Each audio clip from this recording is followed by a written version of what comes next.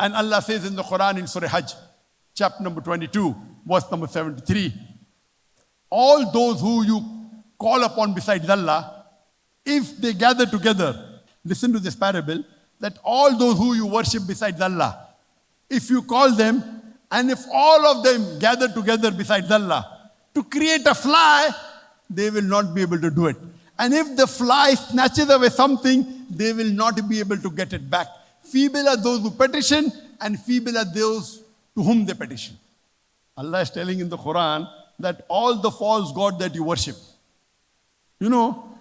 according to Hindu scriptures, in Hinduism alone, there are 33 crore gods. That means 330 million gods.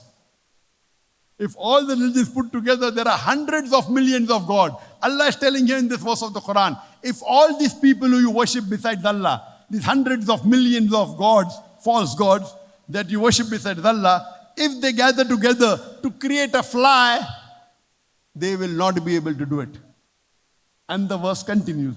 If the fly snatches something away, they won't even be able to get it back. Leave aside create a fly, they cannot even get back if the fly snatches something from them. Feeble, weak are those people who pray to them, and weak are those people to whom they pray.